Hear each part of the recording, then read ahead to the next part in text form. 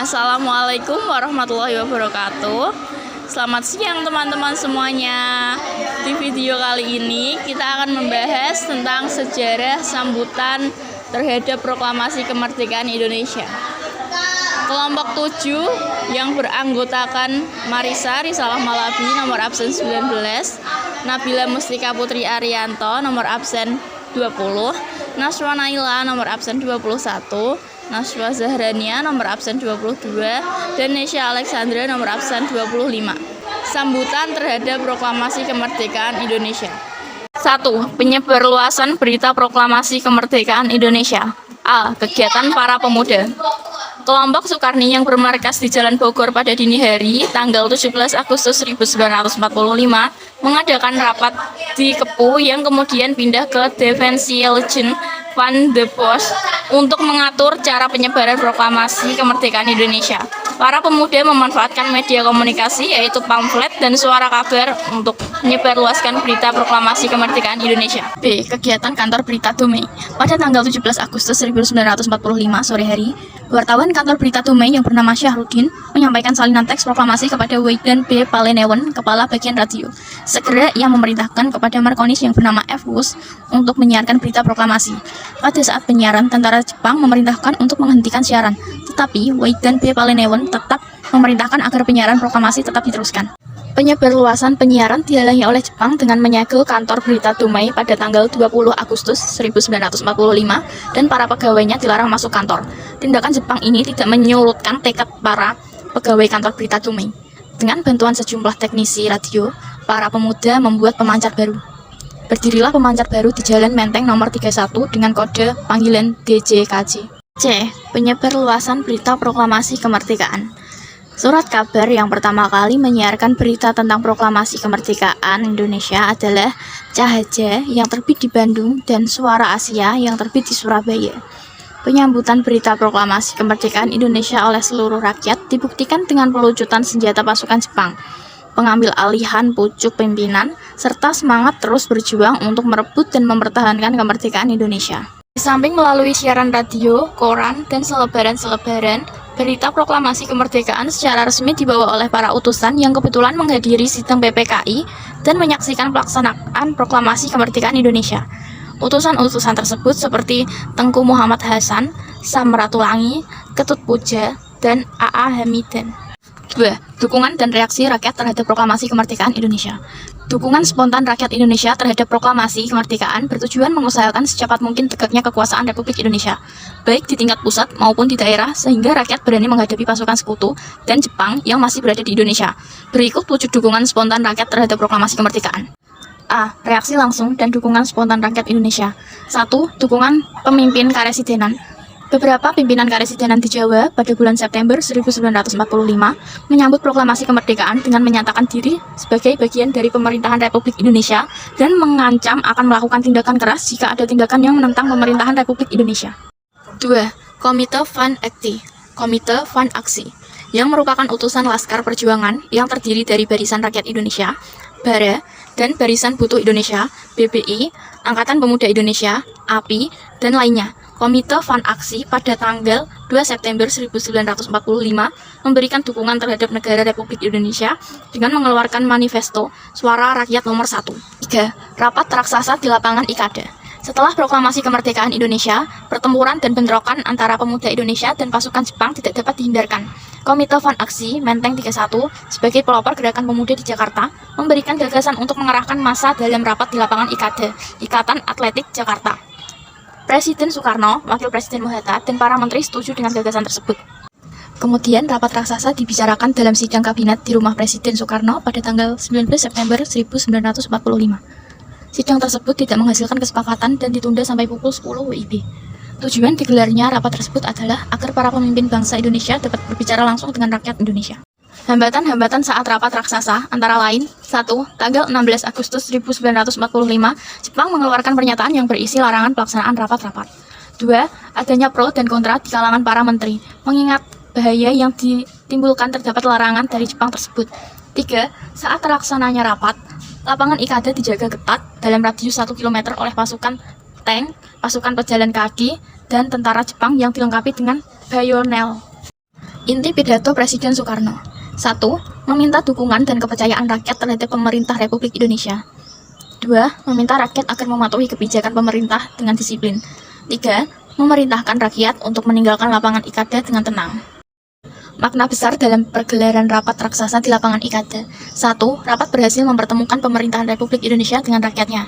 2. Sebagai perwujudan kewibawaan pemerintahan Republik Indonesia di hadapan rakyat. 3. Rapat berhasil menggugah kepercayaan rakyat akan kekuatan bangsa Indonesia sendiri. 4. Pernyataan Sri Sultan Hamengkubuwono IX. Sri Sultan Hamengkubuwono IX sebagai Sultan Ngayogyakarta Hadiningrat memberikan dukungan terhadap proklamasi kemerdekaan Indonesia tanggal 17 Agustus 1945.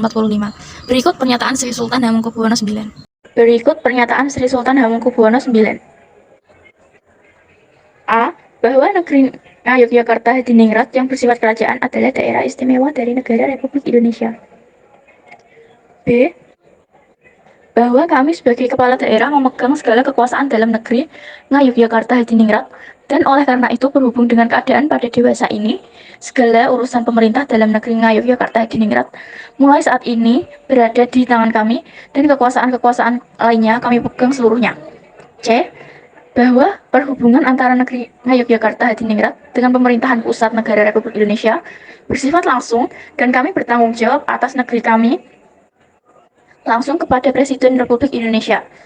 Kami memerintahkan supaya segenap penduduk dalam negeri Ngayogyakarta Hadiningrat mengindahkan amanat kami ini, Ngayogyakarta Hadiningrat 28 Puasa EH 1976, 5 September 1945, Hamengkubuwono IX. B. Pelucutan senjata dan pengambilan aset Jepang. Maksud dilakukan pelucutan persenjataan Jepang antara lain sebagai berikut. 1. Mencegah agar senjata Jepang tidak jatuh ke tangan sekutu dan tidak digunakan untuk membunuh rakyat. 2. Mendapatkan senjata untuk modal perang. Dengan adanya tindakan seperti itulah yang memunculkan tindakan-tindakan heroik di berbagai tempat di Indonesia. Tindakan heroik di Yogyakarta dan Surabaya. 1. Tindakan heroik di Yogyakarta. Pada tanggal 26 September 1945, di Yogyakarta secara serempak dilakukan perebutan kekuasaan. Sejak pukul 10, semua pegawai instansi pemerintahan dan perusahaan yang dikuasai oleh Jepang mengadakan aksi pemogokan. 2. Tindakan heroik di Surabaya. Selama bulan September 1945, terjadi perebutan senjata di Arsenal, Gudang Mesyu, Don Bosco, dan perebutan markas pertahanan di Jawa Timur. Pada tanggal 22 September 1945, di Hotel Yamato, terjadi insiden bendera. Tindakan heroik di Sulawesi Selatan dan Bali. 3. Tindakan heroik di Sulawesi Selatan.